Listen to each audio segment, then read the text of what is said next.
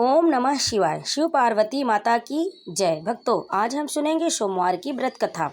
तो भक्तों, व्रत कथा सुनने से पहले आपको बता दें कि आज शरद पूर्णिमा है और यह भगवान शिव माता पार्वती की कृपा पाने का विशेष दिन है। और इस दिन शरद पूर्णिमा के दिन शिव शंकर माता पार्वती की विशेष पूजा अर्चना की जाएगी और इसी दिन माँ लक्ष्मी की भी विधिवत पूजा की जाएगी।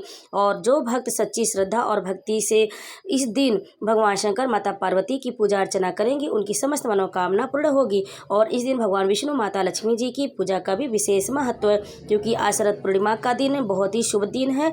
और इसी दिन खीर बनाने की भी मान्यता है कि जो भी भक्त खीर बनाकर चांदनी रात में रखते हैं, खुले आसमान के नीचे रखते हैं खीर में, वह अमृत के समान बन जाती है। तो इस दिन शरद पूर्णिमा के दिन सत्यनारायण भगवान की कथा भी सुनी जाती है और भगवान शंकर पार्वती जी की भी व्रत कथा का श्रवण किया जाता है। और यह दिन बहुत ही शुभ माना जाता है। शरद पूर्णिमा हमारे हिंदू धर्म में बहुत महत्व रखता है, इसीलिए इस दिन को बहुत ही शुभ माना जाता है, बहुत ही महत्व माना जाता है। शरद पूर्णिमा के दिन जो भी भक्त सच्चे हृदय से भगवान शिव माता पार्वती की कथा का श्रवण करेंगे, उनकी समस्त मनोकामना पूर्ण होगी। तो हम आज सुनेंगे सोमवार की व्रत कथा। तो भक्तों, आपको हमारे चैनल पर शरद पूर्णिमा की भी कथा मिल जाएगी, उसे आप अवश्य सुनिएगा। शरद पूर्णिमा हमारे लिए बहुत ही महत्वपूर्ण रखता है। इसी दिन जो भी भक्त सच्ची श्रद्धा से और भक्ति से भगवान विष्णु माता लक्ष्मी की पूजा करते हैं, उनके घर में धन धान्य की वृद्धि होती है।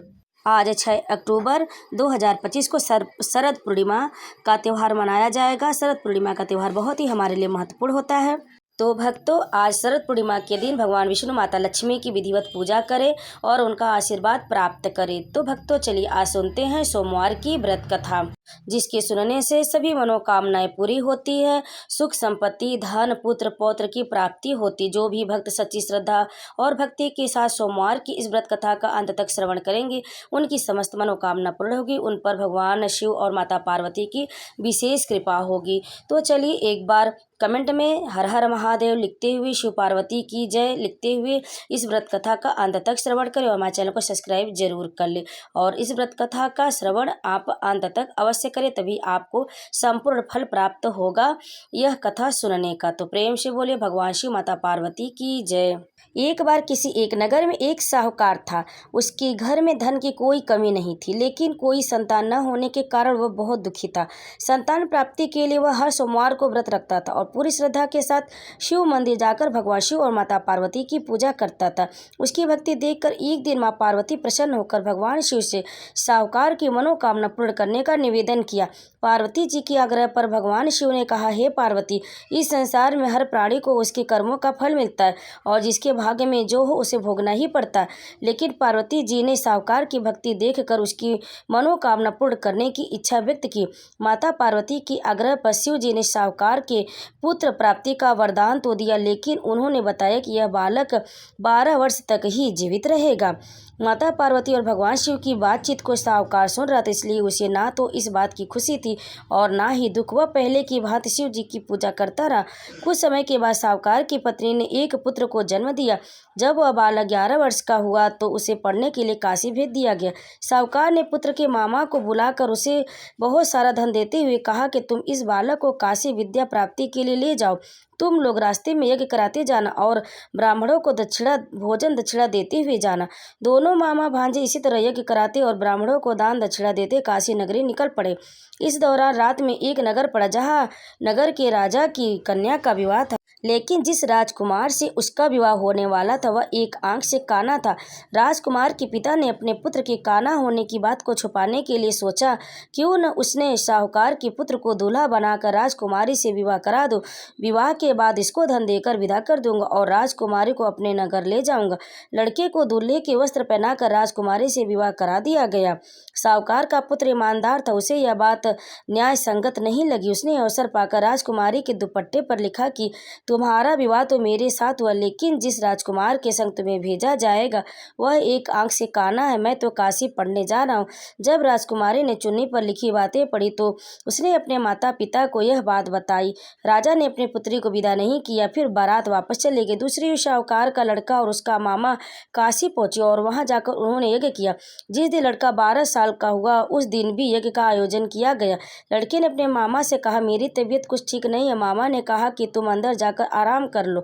शिव जी के वरदानुसार कुछ ही देर में उस बालक के प्राण निकल गए।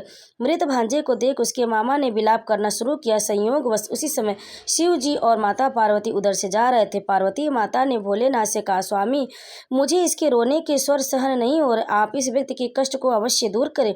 जब शिव जी मृत बालक के समीप गए तो वह बोले कि यह उसी साहूकार का पुत्र है जिसे मैंने 12 वर्ष की आयु का वरदान दिया था। अब इसकी आयु पूरी हो चुकी, लेकिन मातृभाव से विभोर माता पार्वती ने कहा कि हे महादेव, आप इस बालक को और आयु देने की कृपा करें, अन्यथा इसके वियोग में इसके माता पिता भी तड़प तड़प कर मर जाएंगे। माता पार्वती के पुनः आग्रह पर भगवान शिव ने उस लड़के को जीवित होने का वरदान दिया। शिव जी की कृपा से वह लड़का जीवित हो गया।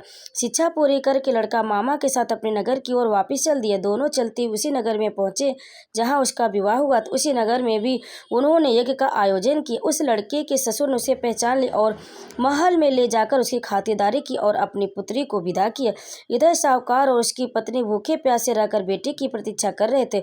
उन्होंने प्रण कर रखा था कि यदि उन्हें अपने बेटे की मृत्यु का समाचार मिला तो वह भी प्राण त्याग देंगे, परंतु बेटे के जीवित होने का समाचार पाकर वह बेहद प्रसन्न। उसी रात भगवान शिव ने साहूकार के स्वप्न में आकर कहा, हे श्रेष्ठी, मैंने तेरे सोमवार के व्रत करने और व्रत कथा सुनने से प्रसन्न होकर तेरे पुत्र को लंबी आयु प्रदान की।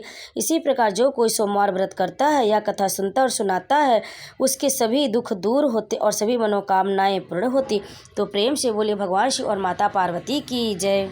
भक्तों, भगवान शिव शंकर बहुत ही भोले हैं, वे दयालु हैं। जो भी सच्ची श्रद्धा से उनकी पूजा आराधना करता है तो भगवान शिव बहुत जल्दी प्रसन्न हो जाते। वह देवों के देव महादेव हैं, इसलिए अपने भक्तों पर हमेशा अपनी कृपा बनाए रखते, अपने भक्त को कभी निराश नहीं करते।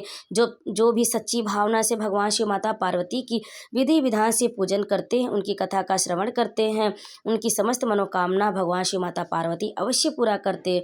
तो प्रेम से बोलिए भगवान शिव माता पार्वती की जय। कथा को अंत तक सुनने के लिए आप सभी भक्तों का बहुत बहुत धन्यवाद। आप सभी को अगर आपको हमारी ये कथा पसंद आई तो वीडियो को लाइक शेयर कमेंट जरूर करें, हमारे चैनल को सब्सक्राइब करें और कमेंट में हर हर महादेव अवश्य लिखिए और प्रतिदिन हमारे चैनल से जुड़े रहें। और हमारे चैनल पर व्रत कथा पूजा पाठ से जुड़ी हुई वीडियो मिलती रहेगी, तो हमारे चैनल को सब्सक्राइब जरूर कर ले और सभी लोग हमारे चैनल से हमेशा ऐसे ही जुड़े रहे और व्रत कथा को सुनते रहे। तो प्रेम से बोलिए भगवान शिव माता पार्वती की जय। हर हर महादेव। ओम नमः शिवाय।